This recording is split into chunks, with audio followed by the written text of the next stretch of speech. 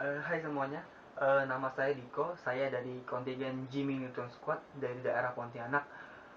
Pada kali ini saya akan berorasi dengan tema global warming, yaitu judulnya dampak-dampak negatif dari perkebunan kelapa sawit. Nah, global warming sendiri yaitu artinya adalah permukaan bumi yang semakin panas setiap harinya. Nah, eh, di Indonesia itu salah satunya faktor yang menyebabkan global warming itu adalah perkebunan sawit. Uh, Perkebunan sawit itu mempunyai dampak-dampak negatif. Misalnya satu, dampak negatifnya yaitu dia akan membuat kekeringan berkepanjangan. Terus yang kedua, dia akan membuat sulitnya menemukan air bersih. Yang ketiga, um, menimbulkan berbagai macam penyakit. Yang keempat, menurunnya hasil panen pertanian. Dan yang kelima itu global warming. Nah, yang kita bahas itu yang global warming. Nah, kita tahu setiap hari mau hujan, mau nggak hujan, tetap aja cuaca itu panas. Nah, perkebunan sawit.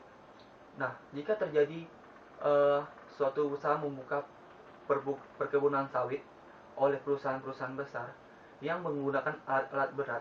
Nah, hal ini menyebabkan pengendapan tanah, di mana tanah akan semakin turun akibat alat-alat berat tersebut. Terus sistem multikulturalnya itu yang mengakibatkan lapisan tanah paling atas atau topsoil yang banyak mengandung unsur hara atau yang paling subur itu terkikis atau hilang akibat terjadinya erosi. Nah, kultur budidaya tanaman sawit itu sendiri dia itu rakus akan air. Dia membutuhkan 20 sampai 30 liter air per pohon. Nah, kita bisa bayangkan itu per pohon. Sedangkan kita tahu kalau perkebunan itu memiliki banyak tanaman, ada ribuan.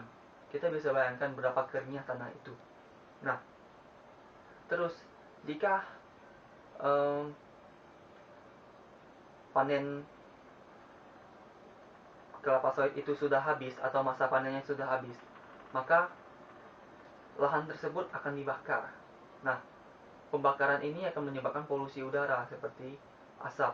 Nah, asapnya ini juga mengganggu juga. Terus lahan yang sudah tidak dipakai itu, yang sudah ditanam kelapa sawitnya tapi sudah dibakar itu, akan menjadi tandus, tidak bisa ditanam kembali oleh tanaman lain.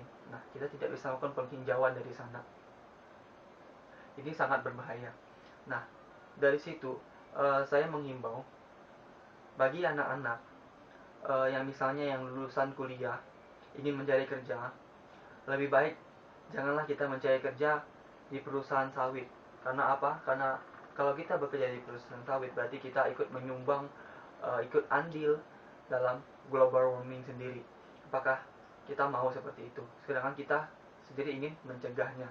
Jangan cuma karena diiming-imingi oleh gaji yang gede, jadi kita mau kerja di sana. Nah, dari situ kita harus mulai menyadari hal tersebut. Oke, jadi sekian orasi dari saya. Mohon maaf jika ada kata yang salah. Atas perhatiannya saya ucapkan terima kasih.